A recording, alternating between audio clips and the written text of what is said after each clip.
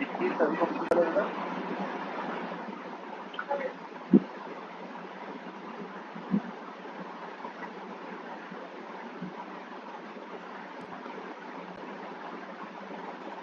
देखिए टॉपिक है हमारे पास थ्योरी की। अगर मैं बात करता हूँ, this theory was given by scientist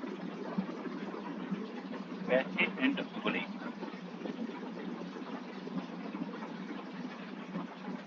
इन्होंने इस थ्योरी को दिया था और इस थ्योरी के जो कुछ पॉइंट्स हैं उनको अब हम यहाँ पर एक एक करके देखते हुए जाएंगे। देखिए, इस थ्योरी का जो सबसे पहला पॉइंट है हमारे पास वो ये होता है कि इसके अकॉर्डिंग जो आपका सेंटर मेटल एटम है और जो लिगेंड है, सेंटर मेटल एटम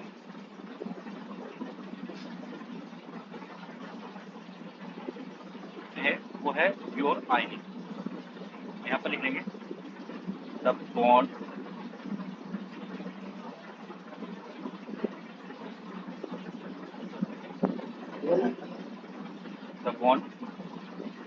बिटवीन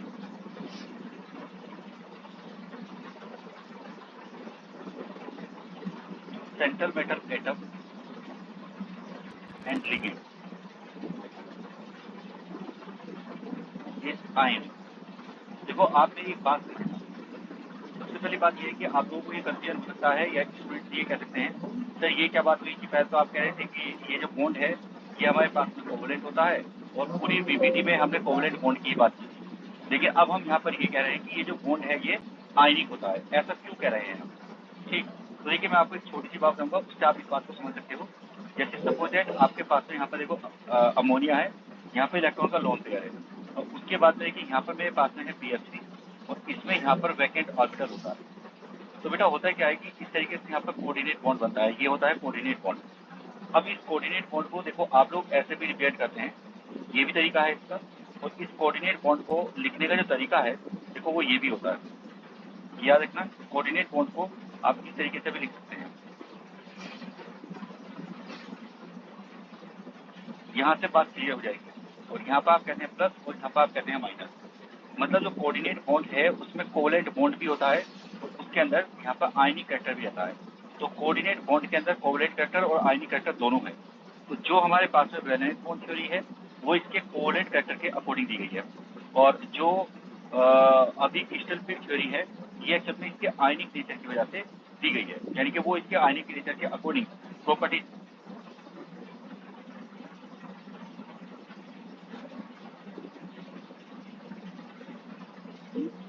ठीक है, चलिए हम थोड़ा सा आगे बढ़ते हैं। अगर हम यहाँ पर बात करें तो इस केस में बेसिकली जो सेंट्रल मेटल एटम है, जो यहाँ पर सेंट्रल मेटल एटम है उसकी तरफ को लिगेंड अप्रोच कर रहे हैं, लिगेंड आ रहे हैं। और जो लिगेंड के आने का कारण है वो मैंने पहले ही बता दिया है कि वो आयनिक टाइप का है। तो जो लिगेंड्स है वो सेंट्रल मेटल एटम की तरफ को आ रहे हैं और जब लिगेंड सेंट्रल मेटल एटम की तरफ को आते हैं तो जो सेंट्रल मेटल एटम है इसकी डी सबसेल, इसकी जो डी सबसेल है उस डी सबसेल का इलेक्ट्रॉनिक कॉन्फ़िगरेशन चेंज हो जाता है। डी सबसेल का इलेक्ट्रॉनिक कॉन्फ़िगरेशन यहाँ पर चेंज हो जाता है, वो बदल जाता है। वो बदलता कैसे है? बदलता ऐसे है कि जो डी सबसेल है ये एक्चुअल में स्प्लिट कर जाती है, दो पार्ट में ये स्प्लिट कर जाती है। इन जनरल हमारे पास में एक तो बनता है यहाँ पर एक्सियल पार्ट, एक तो हमारे पास यहाँ पर बनता है बेटा एक्सियल पार्ट और एक बनता है हमारे पास नॉन एक्सियल पार्ट। तो क्या जा रहे हैं बेटा? एक बनता है नॉन एक्सियल पार्ट, एक हो जाते हैं हमारे पास में डी सबसेल जिसमें 5 ऑर्बिटल होते हैं, वो दो पार्ट में डिवाइड हो जाएगी। एक हो गया हमारे पास में एक्सियल ऑर्बिटल, एक तो यहाँ पे एक्सियल ऑर्बिटल्स में डिवाइड हो जाएगी और दूसरा नॉन एक्सियल ऑर्बिटल्स में ये डिवाइड हो जाएगी। अब देखिए मैं आपको एक छोटी सी बात यहाँ पर और बताता हूँ, इस केस में आप लोगों को करना क्या है।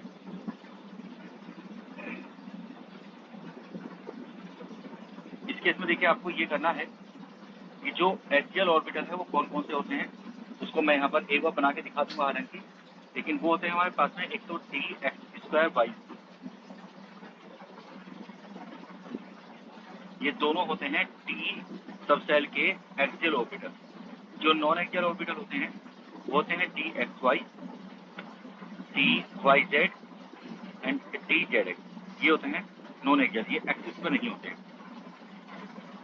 इस बात को और ज़्यादा समझने के लिए अब मैं एक बार जो 5 के 5 हमारे डी ऑर्बिटल हैं उनको यहाँ पर ड्रॉ कर रहा हूँ।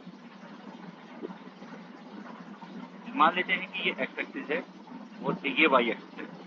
तो अगर आपने इस तरीके से माना है कि ये हमारे पास में एक्स एक्सिस है और ये वाई एक्सिस है, इस केस में ये जो डी एक्स वाई ऑर्बिटल है वो ये वाला होता है। डी एक्स वाई ऑर्बिटल ये एक्स वाई एक्सिस के बीच में होगा, लेकिन एक्स वाई एक्सिस पर नहीं होगा। इसको हम लोग कहते हैं d x y. X y plane में होगा, लेकिन एक्स वाई एक्सिस पर नहीं होगा।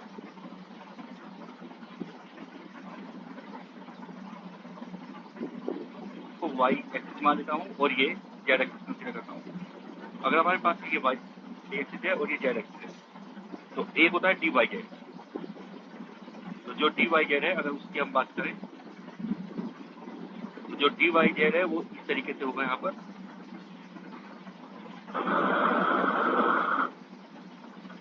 तो ये हो जाएगा यहाँ पर डी वाई जेड, जो कि वाई और जेड प्लेन में है, लेकिन वाई जेड एक्सिस पर नहीं है। ठीक है, कहीं पर किसी भी स्टूडेंट को कोई दिक्कत आए तो वो मेरे से पूछ लेंगे। उसके बाद में फिर देखिए इससे आगे बढ़ते हैं थोड़ा सा।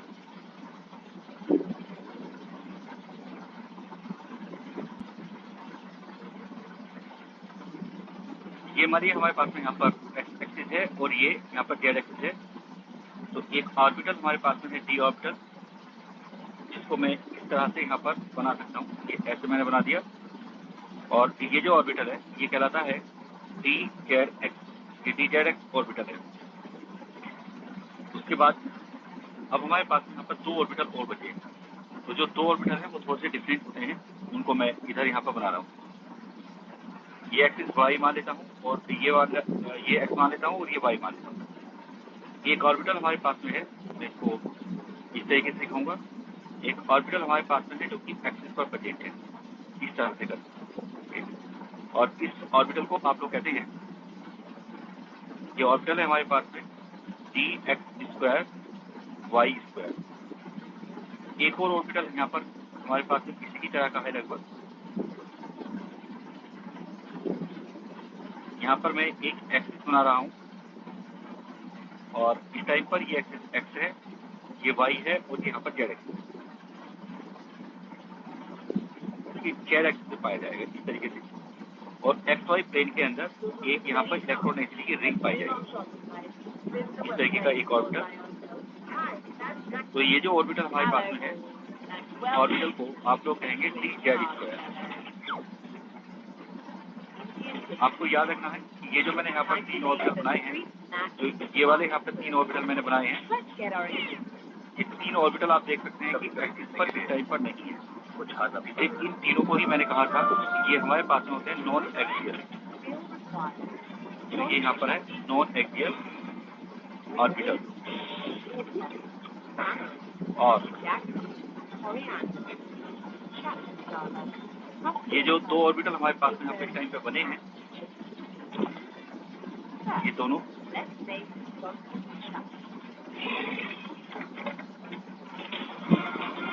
ये एक्सिस पर प्रेजेंट है, इसको कहा गया है एक्सियल ऑर्बिटल। अभी तक मैंने डी सबसेल के जो 5 ऑर्बिटल थे उनको बनाया है। एक बार इसको बना लीजिए। किसी भी स्टूडेंट को इसमें कोई दिक्कत हो तो मेरे पूछ लीजिए। कोई प्रॉब्लम बेटा किसी को अभी तक?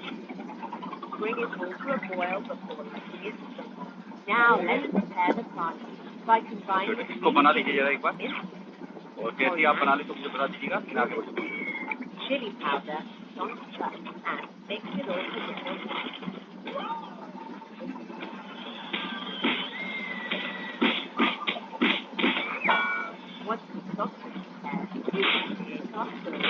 Carefully make small holes in the center of the curry to fill with potatoes, chicken, dumped in time.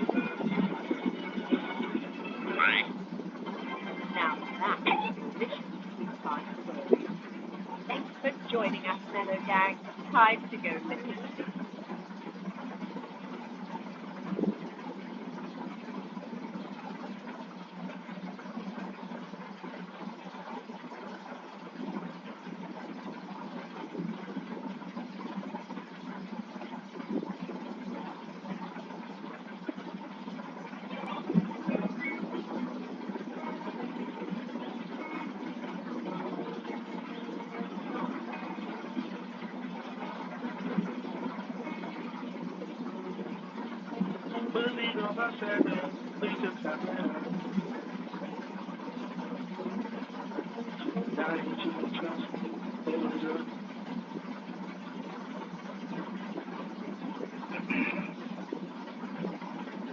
जैसे ये बन जाए तो मुझे बता दिएगा बेटा। मेरे को ठंडे पानी में डालने से वो खिल उठता है।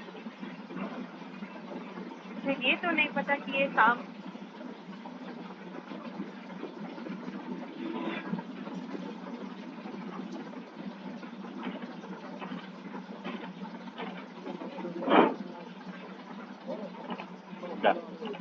चलिए आगे बढ़ते हैं और आगे का थोड़ा सा पॉइंट और समझते हैं। देखिए एक्चुअल में होता क्या है कि जैसे आपके पास में यहाँ पर 5 डी ऑर्बिटल है, तो वो 5 डी ऑर्बिटल एक्चुअल में जब उनकी तरफ को लिगेंड्स आते हैं तो वो लिगेंड्स उन ऑर्बिटल्स पर एक प्रेशर लगाते हैं या एक रिपल्सन लगाते हैं, जिनसे जो डी ऑर्बिटल है उसकी क्रिस्टल फील्ड स्प्लिटिंग हो जाती है या उसकी स्प्लिटिंग हो जाती है। तो अब हम यहाँ पर 2 वे में बात समझेंगे। सबसे पहले हम यहाँ पर बात करते हैं ऑक्टाहेड्रल कॉम्प्लेक्स में क्रिस्टल फील्ड स्प्लिटिंग कैसे होती है। तो यहाँ पर हम हेडिंग डाल देते हैं और हमारे पास जो टॉपिक है यहाँ पर वो है crystal field splitting. Crystal field splitting in octahedral complex. पहले मैं बात करूंगा यहाँ पर जो ऑक्टाहेड्रल कॉम्प्लेक्स बनते हैं, ऑक्टाहेड्रल कॉम्प्लेक्स में क्रिस्टल फील्ड स्प्लिटिंग किस तरह से होगी। तो देखिए अगर क्रिस्टल फील्ड स्प्लिटिंग हम ऑक्टाहेड्रल कॉम्प्लेक्स में बात करें तो सबसे पहले हमें ये समझना है कि जैसे सपोज दैट मैं यहाँ पर एक बॉक्स लेता हूँ, आप मेरी बात समझिए, बिल्कुल आसानी से आप इस कहानी को समझ सकते हैं। मान लीजिए मैंने यहाँ पर एक बॉक्स लिया,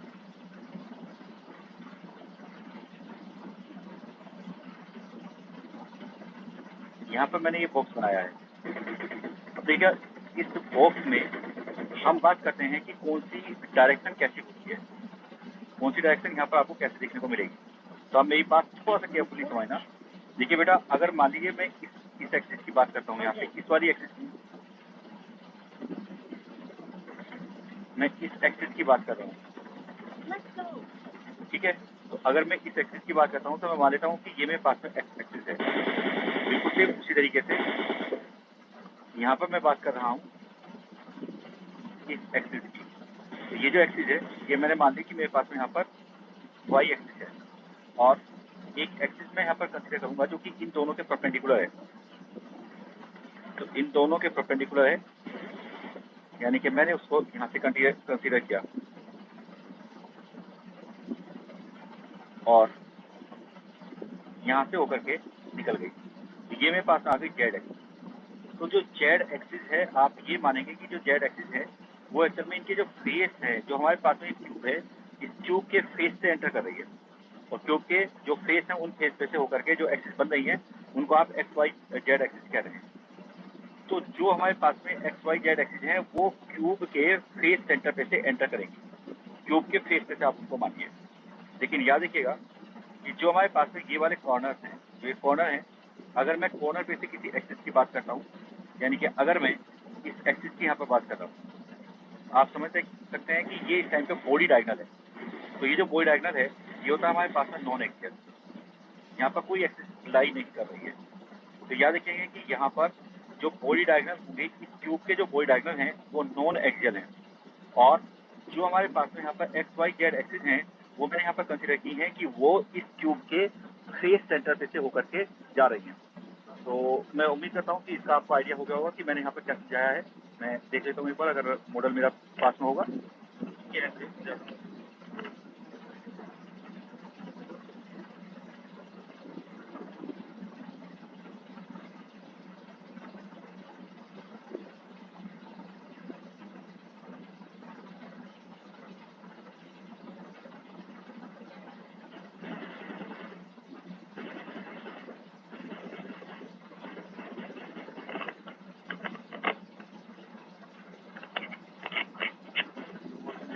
सही रखा हुआ होगा इधर उधर, ठीक है। तो एक्चुअल में जो हमारे पास में क्यूब होता है उस क्यूब के फेस सेंटर पे से जो आप एक्सिस बनाओगे उनको हम लोग कहते हैं एक्सियल पोजीशन। और जो इसके कॉर्नर टू कॉर्नर यानी कि जो कोई डायगोनल से होकर के जो आप एक्सिस ड्रॉ करोगे वो होती है हमारे पास में नॉन एक्सियल पोजीशन। ठीक है भाई, ये बात क्लियर हो गई, आगे बढ़ जाए।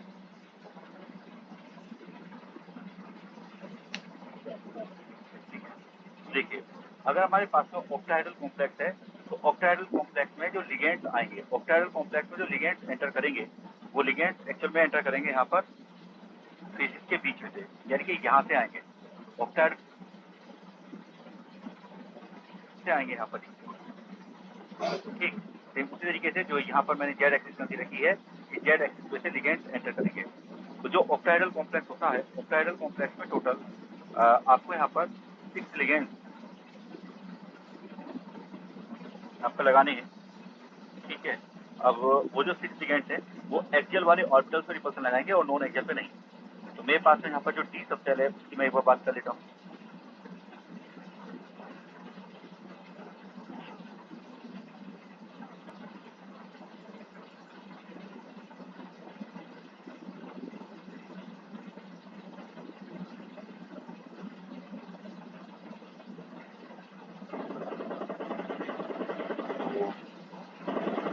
चलिए देखते हैं एक बार, जो हमारे पास में यहाँ पर डी सब सेल है उस डी 5 डी सब सेल बनाता हूँ मैं एक बार, मतलब 5 ऑर्बिटल बनाता हूँ डी सब सेल के। ये मेरे पास में यहाँ पर 5 ऑर्बिटल हैं डी सब सेल।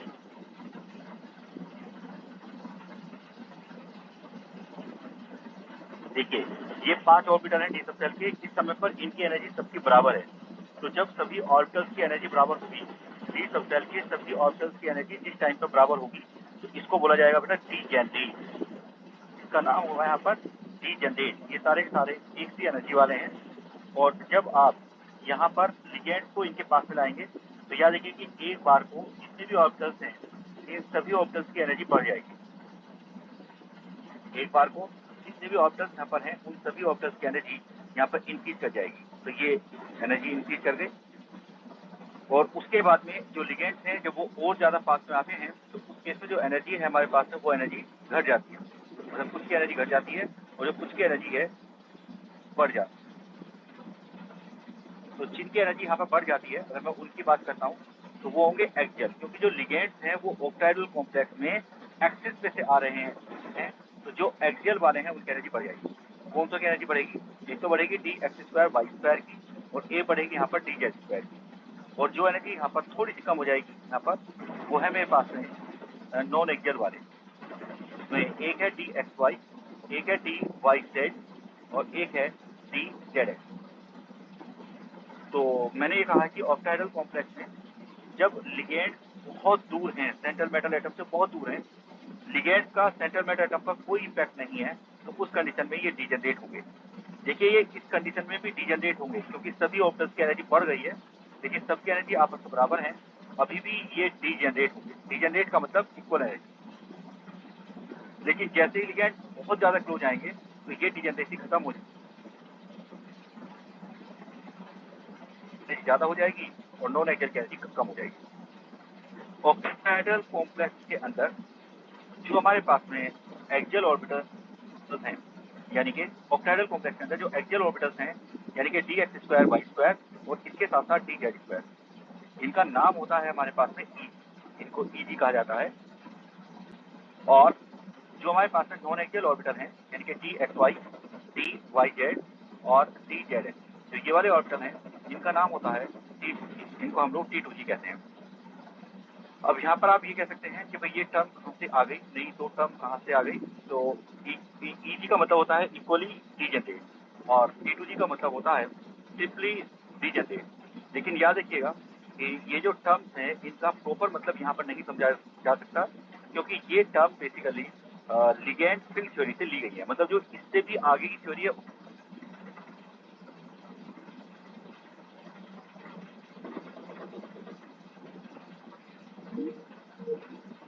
उनको टी टू जी कहते हैं। तो इस कंडीशन में मैं यहाँ पर कह सकता हूँ कि टी टू जी प्लस ई जी दोनों ऑर्बिटल हैं और जब एनर्जी यहाँ पर बढ़ी है तो टी टू जी और ई जी दोनों की एनर्जी यहाँ पर बढ़ गई है। देखिए, उसके बाद में जो ई जी है उनकी एनर्जी ज़्यादा हो गई है और जो हमारे पास यहाँ पर टी टू जी है उनकी एनर्जी यहाँ पर कम हो गई है। दोनों की जो एनर्जी का गैप है, दोनों की एनर्जी का जो यहाँ पर गैप आता है, इस गैप का ही नाम होता है क्रिस्टल फील्ड स्प्लिटिंग। इस गैप को ही हम लोग कहते हैं क्रिस्टल फील्ड स्प्लिटिंग। क्योंकि ये ऑक्टाहेड्रल कॉम्प्लेक्स में हो रही है, इसलिए इसको हम डेल्टा ऑक्टाहेड्रल कहेंगे। डायग्राम बना लीजिए। किसी भी स्टूडेंट को कोई दिक्कत हो तो मेरे से पूछ लीजिए।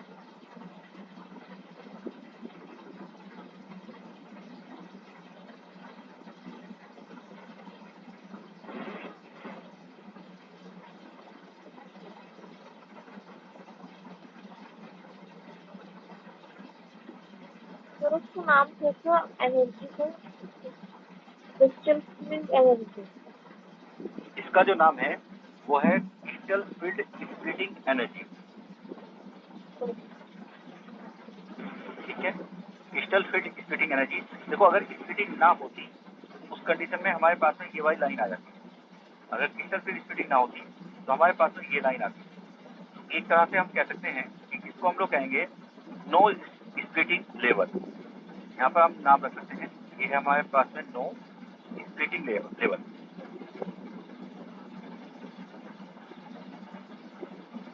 ठीक है, इसका नाम रख सकते हैं आप नो स्प्लिटिंग लेवल।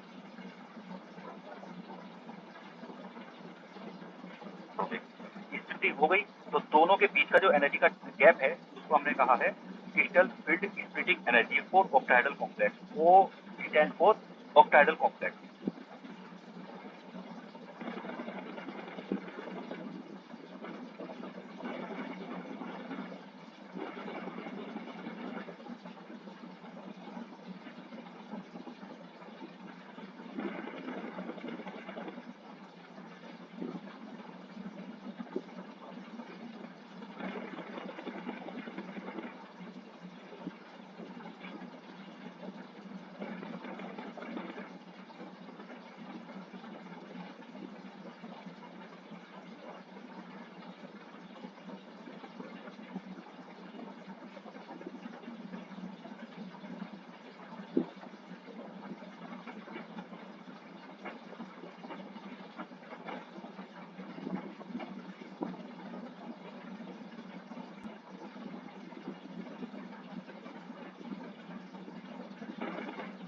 ठीक है, बना लिया बेटा ये?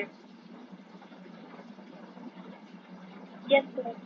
ठीक, अब देखिए बेटा, एक्चुअल में क्या है कि अगर मान लीजिए मैं यहाँ पर बात करूँ तो जो हमारे पास में डी सबसेल के अंदर इलेक्ट्रॉनिक कॉन्फ़िगरेशन है किसी भी एलिमेंट का, वो हम इस बात को ध्यान में रख करके बनाते हैं कि जितने भी डी ऑर्बिटल्स हैं, एक डी सबसेल के अंदर जितने डी ऑर्बिटल्स हैं उन सबकी एनर्जी बराबर होगी। हम उसके अकॉर्डिंग उसका इलेक्ट्रॉनिक कॉन्फ़िगरेशन बनाते हैं। देखिए इस टाइम पर इन सबकी एनर्जी बराबर नहीं रही, तो जब बराबर एनर्जी नहीं रही है तो इसका मतलब ये निकला कि इस केस में जो इलेक्ट्रॉनिक कॉन्फ़िगरेशन है वो चेंज हो जाएगा। और अगर इलेक्ट्रॉनिक कॉन्फ़िगरेशन चेंज हो जाएगा तो इस केस में यहाँ पर प्रॉपर्टी पर भी बदलाव आएगा। तो हम यहाँ पर ये देखेंगे कि इसके अकॉर्डिंग, इस टॉपिक के अकॉर्डिंग यहाँ पर अब हमारे पास में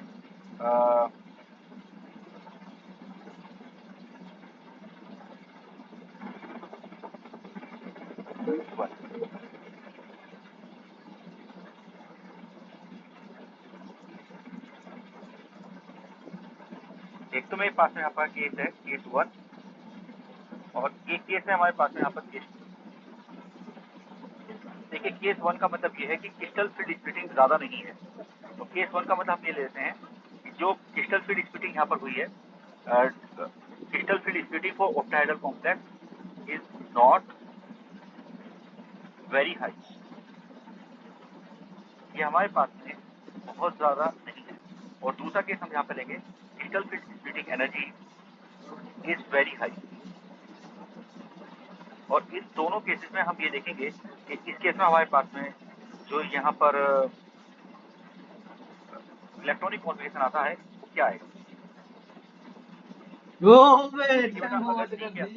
एक इलेक्ट्रॉन है। अगर हमारे पास में डी के अंदर केवल एक ही इलेक्ट्रॉन है तो वो इलेक्ट्रॉन कहाँ जाना चाहिए? सीधी सी बात यह है कि मेरे पास दो तरह के ऑप्शन है, एक तो है D2G और एक है EG। तो इसमें जो इलेक्ट्रॉन है वो D2G के अंदर जाना चाहिए। और अगर ये वेरी हाई है तो हमारे पास में ओबेसिटी की एनर्जी कम है, पहला इलेक्ट्रॉन मिल जाता है। यहाँ पर मेरे पास में D के अंदर ही एक इलेक्ट्रॉन जाना चाहिए। अब अगली बात देखिए देखो बेटा, अगर मैं यहाँ पर मैं बात सोच करूँ, रहा मान लीजिए मेरे पास में डी के अंदर 2 इलेक्ट्रॉन है, कोई ऐसा सेंट्रल एटम है जिसमें डी के अंदर 2 इलेक्ट्रॉन हो। ऐसा हो सकता है डी के अंदर 2 इलेक्ट्रॉन आ जाए, जैसे स्कैंडियम है, टाइटेनियम है, तो टाइटेनियम के अंदर जो टाइटेनियम 2+ आएगा उसके अंदर डी के अंदर 2 इलेक्ट्रॉन होंगे, ठीक है। और स्कैंडियम स्कैंडियम 2+ के अंदर डी के अंदर केवल 1 इलेक्ट्रॉन आएगा।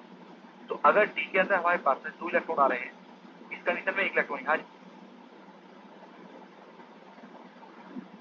T2G 1 इलेक्ट्रॉन, और फिर दूसरे T2G के अंदर यहाँ पर 1 इलेक्ट्रॉन एंटर करेगा।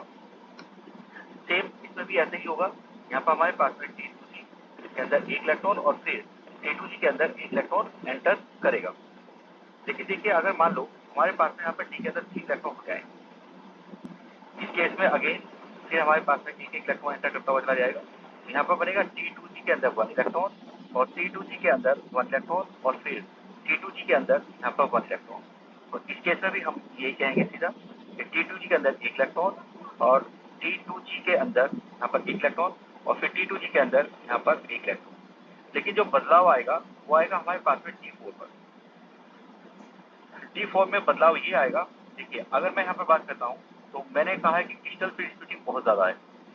तो अगर क्रिस्टल फील्ड स्प्लिटिंग ज्यादा है, इस केस में यहाँ पर T2G है 3 ऑर्बिटल और EG है मेरे पास में यहाँ पर ये 2 ऑर्बिटल। और इस केस में मैंने कहा है कि crystal field splitting energy is not very high, तो ये बहुत ज्यादा नहीं है। अगर ये बहुत ज्यादा नहीं है तो इस केस में ये तो हो गए मेरे पास में T2G और ये हो गए मेरे पास में यहाँ पर EG। अब क्या होगा बेटा कि जब आप T4 लेंगे तो ये एनर्जी बहुत कम है, इस केस में इलेक्ट्रॉन कैसे जाएंगे, इस चले जाएंगे T2G के अंदर 1 इलेक्ट्रॉन, T2G के अंदर 1 इलेक्ट्रॉन, मतलब एक यहाँ गया, एक यहाँ गया और अगला यहाँ जाएगा। फिर हमारे पास में यहाँ पर T2G के अंदर 1 इलेक्ट्रॉन। क्योंकि इन दोनों के बीच की एनर्जी का डिफरेंस बहुत कम है, इसलिए अगला इलेक्ट्रॉन इसमें चला जाएगा। इस केस में यहाँ पर चला जाएगा EG के अंदर 1 इलेक्ट्रॉन। लेकिन इस केस में क्या होगा, 1 इलेक्ट्रॉन यहाँ चला जाएगा, 1 इलेक्ट्रॉन यहाँ चला जाएगा, 1 इलेक्ट्रॉन यहाँ चला जाएगा। लेकिन इनकी एनर्जी का डिफरेंस बहुत ज्यादा है, इसलिए अगला इलेक्ट्रॉन अब यहाँ पर जाएगा। इसके अकॉर्डिंग जो इलेक्ट्रॉनिक कॉन्फ़िगरेशन है वो बनेगा, देखिए यहाँ पर ये T2G 1 इलेक्ट्रॉन, उसके बाद में T2G 1 इलेक्ट्रॉन, फिर जाएगा T2G 1 इलेक्ट्रॉन, 3 हो गए। उसके बाद में किसी एक के अंदर यहाँ पर 2 इलेक्ट्रॉन हो जाएंगे, यानी कि यहाँ पर आप 2 लिख सकते हैं। यहाँ पर हमारे पास में इलेक्ट्रॉन आ जाएंगे अब 2। तो दोनों का जो इलेक्ट्रॉनिक कॉन्फ़िगरेशन है वो अलग है। अगर मैं यहाँ पर एक बार अब तक के इलेक्ट्रॉनिक कॉन्फ़िगरेशन में अनपेयर इलेक्ट्रॉन को काउंट करके देखूं, देखिए इसमें एक ही अनपेयर इलेक्ट्रॉन आएगा। इस वाले केस में यहाँ पर 2 अनपेयर इलेक्ट्रॉन हैं। इस वाले केस में अगर आप देखोगे तो वी हैव 3 अनपेयर इलेक्ट्रॉन, ठीक। और यहाँ पर भी सेम कंडीशन है, यहाँ पर 1 इलेक्ट्रॉन है वही अनपेयर है, यहाँ पर 2 इलेक्ट्रॉन है वो अनपेयर है, और यहाँ पर हमारे पास 3 इलेक्ट्रॉन है वो अनपेयर है। देखिए जो ये वाली कंडीशन है इसमें ये 4 इलेक्ट्रॉन है और चारों ही अनपेयर है, यानी कि यहाँ पर आपको 4 अनपेयर इलेक्ट्रॉन मिलेंगे। लेकिन इस केस में अगर आप देखेंगे तो ये 2 तो पेयर्ड हो गए और यहाँ पर 2 अनपेयर इलेक्ट्रॉन आपको देखने को मिलेंगे। इस तरीके से डिफरेंस देखने को मिल सकता है। इतनी बात कॉपी कर लो, किसी भी स्टूडेंट को अगर इसको समझने में कोई दिक्कत हो तो मेरे से पूछ लो।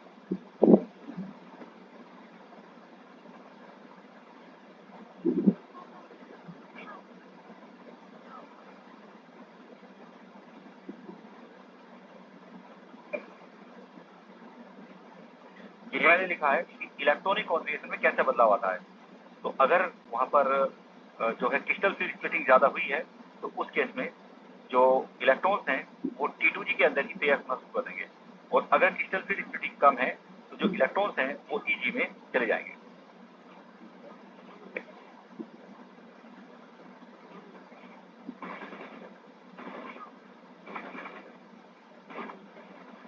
हाँ भाई, बातें समझ में आ रही है बेटा सभी को, कोई दिक्कत इसमें समझ में आ रही है चीजें कैसे कैसे बताइए मैंने।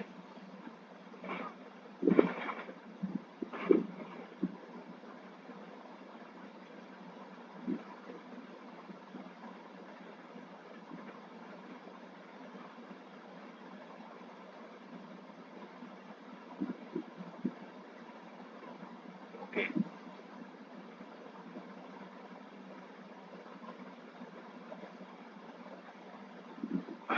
जब भी एक बार इसको कॉपी कर लो तो आप मुझे बता दीजिएगा, फिर आगे बढ़ जाएंगे हम।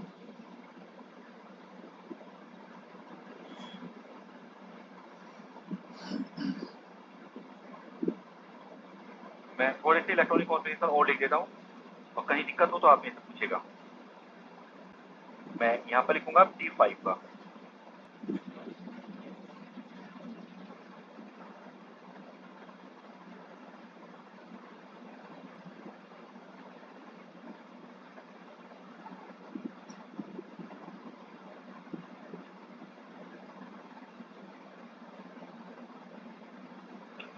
यहाँ पर वही होगा कि पेयरिंग चालू हो जाएगी। यहाँ पर पेयरिंग तो है ही है।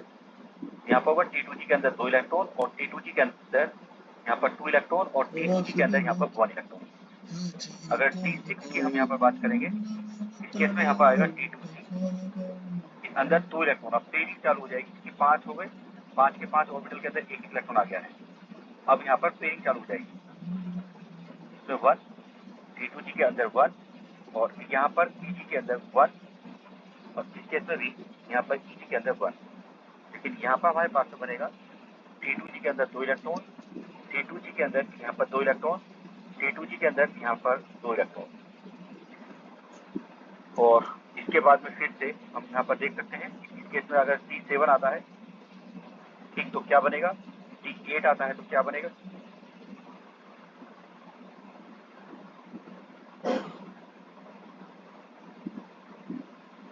T7,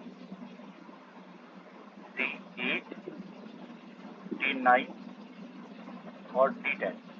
इन कॉन्फ़िगरेशन के लिए दोनों सिचुएशन में, सिचुएशन नंबर 1 और सिचुएशन नंबर 2, ये आपसे पूछूंगा मैं। इस केस में अगर आप देखोगे तो यहाँ पर क्लियर कट है कि 5 इलेक्ट्रॉन अनपेयर्ड आ रहे हैं। इस वाले केस में आप देख रहे हैं कि केवल एक ही इलेक्ट्रॉन है जो अनपेयर्ड आ रहा है।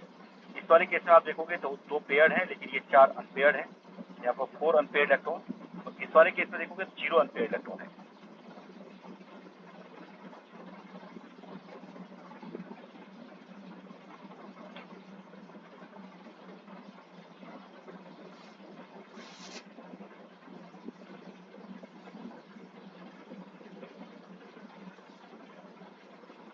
एक बार यहाँ पर T10 तक के इलेक्ट्रॉनिक कॉन्फ़िगरेशन लिख लीजिए, और जैसे ही आप T10 तक के इलेक्ट्रॉनिक कॉन्फ़िगरेशन लिख लें तो मुझे बता दीजिएगा, क्योंकि T10 तक के इलेक्ट्रॉनिक कॉन्फ़िगरेशन मैं आपसे पूछूंगा।